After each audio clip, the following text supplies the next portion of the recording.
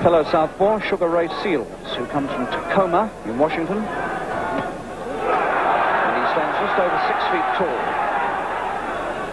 And he's got a very fair record, which goes back as far as the Olympic Games in Munich of 1972, where Minter won a bronze medal at light middleweight. But the man he faces tonight won a gold medal, but at light welter, which is down at 10 stone, and now the man is a stone and a half heavier. And I suspect he's hurt Minter a little bit with that left hand in the opening seconds. He's tall and rangy, and from the look of his record, 34 professional fights and only 2 defeats. Sugar Ray Seales looks to me as though he knows how to take care of himself.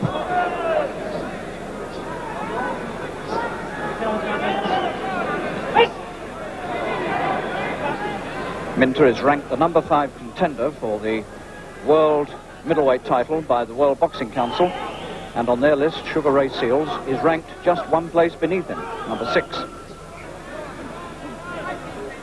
Well, Seales already showing himself to be busy, awkward, aggressive, and quite enough of a handful, I suspect, for Minter tonight. This is going to be no easy fight for either of them.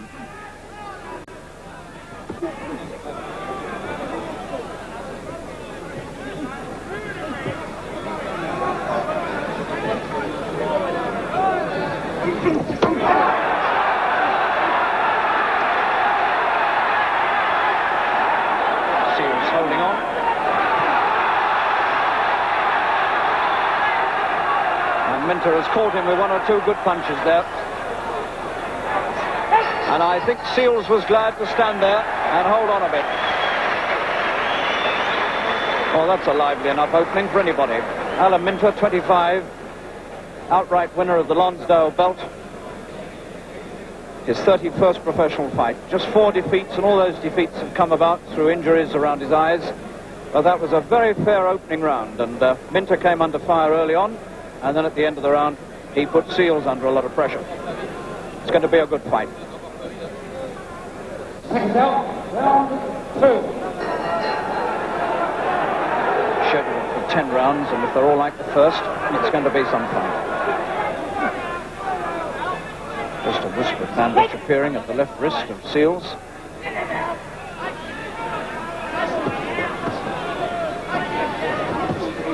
Good left hand from Seales.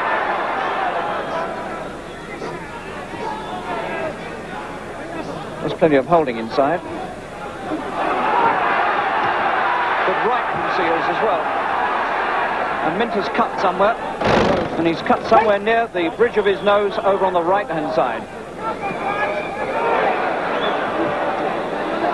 So the old bugbear of facial injury catches up once again with Alan Minter. He hasn't suffered from this sort of thing for a long time. And of all fights to get it, here it is in this most important one of all. That might be a sign of Seales' class.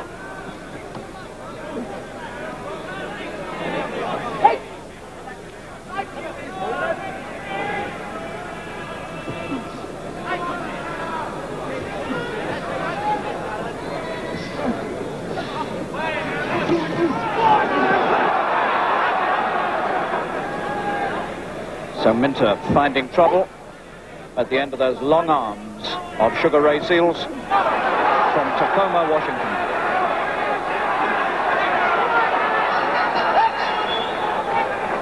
So it's running repairs now for Minter. Doug Bidwell and Bobby Neal get into the corner with him to work on that cut, which seems to be somewhere near the bridge of his nose. 25 wins in 30 fights, and all 4 defeats came about through this sort of thing. Actually, I'm not too sure it's on the eye. It might be just in the corner near the nose. Anyway, wherever it is, it's enough of a handicap when you've got a man like Sugar Ray Seales in the other corner.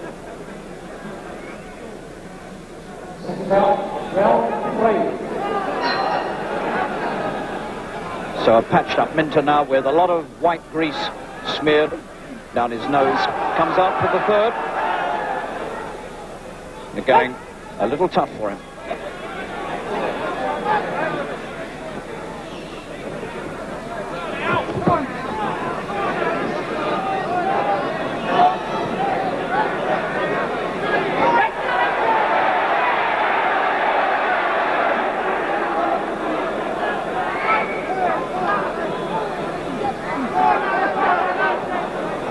There's some blood on the face of Seals now, and I think Seals is cut on the right eye as well.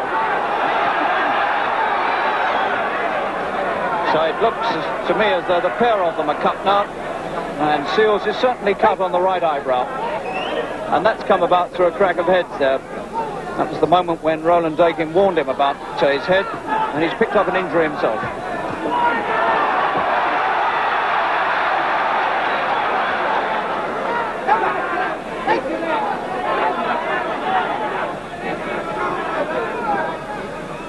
It's quite difficult to see a cut on a man so dark as Seals, but I think you can take it from me that it's a fairly bad cut, that, and it's in a very awkward place.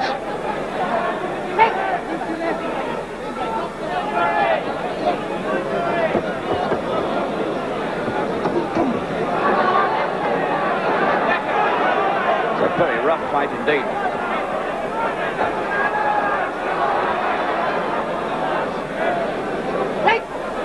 Minter bleeding again, and he may even have a second cut, and he has. Minter is cut on the cheekbone now underneath the right eye.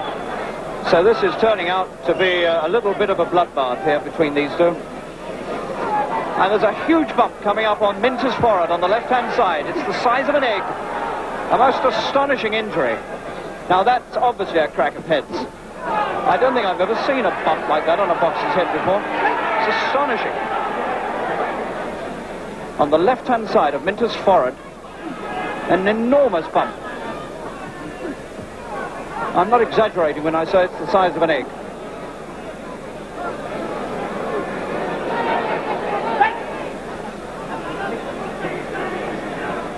Alan, what was that like, that lump on your forehead? Well, I didn't know it was there, to be honest with you. You know, I could hear the crowd going, what's that on Minter's head, and making remarks. Good But God. I never had a clue, because there was no pain involved. Serious size. But it's amazing how the referee didn't walk over and stop the fight in Seals' favour with an injury like that. But he must have known what it was, I don't know. What caused it? It was a punch. It wasn't a clash of heads. But then I knew, I could hear the crowd saying about it, and the man had to be knocked out. And I stopped him the following round, and had to stop him. What were your corner saying to you here? Well, no one even said to me. No one said anything regarding the injury. No one said a word. They just said, put ice on it. Kept you nice and cool? No, yeah, and It's good corner work, isn't it? yeah, but I didn't realise, and I didn't know I had the lump until I got back into the dressing room. And when you look at yourself in the mirror and you go, good God, you know. Yeah. It is unbelievable. And the ice bag hasn't got it down.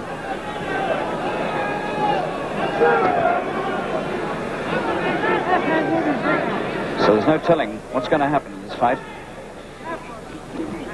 Both felt the weight of each other's punches. Their heads have been banging together.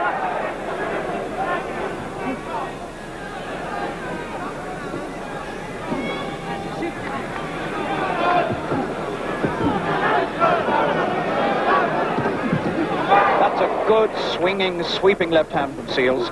Those long arms giving Minter so much trouble at long range.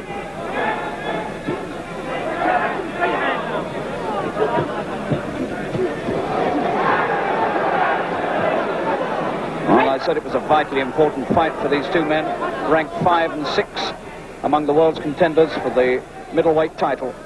And everything that's happened so far justifies just how important it is.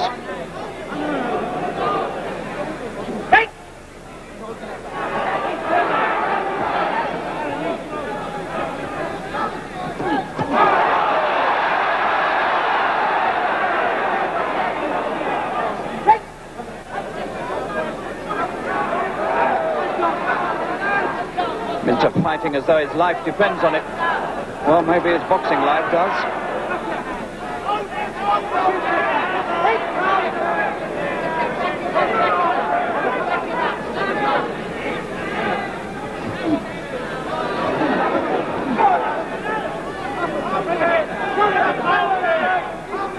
Not a bad round for Minter. He's done some good work inside.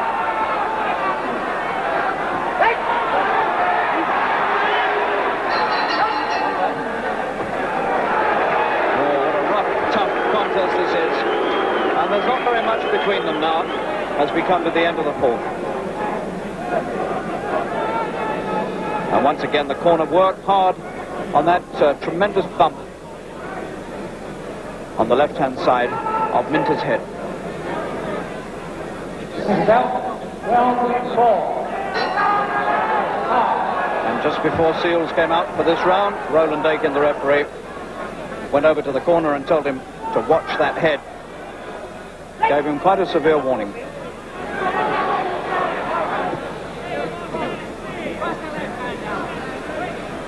No more trouble with the eye of Seals, the right eye. They've managed to stop the bleeding.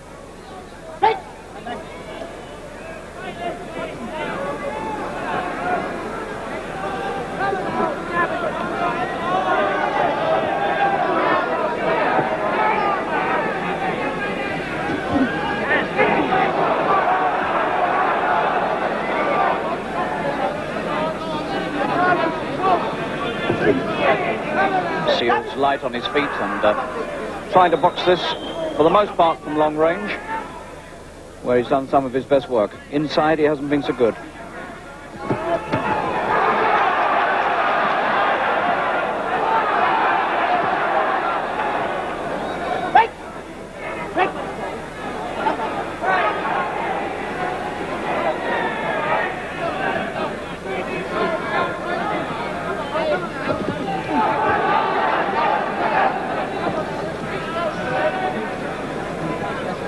Seals making most of the early moves and then Minter countering with punches inside to the body.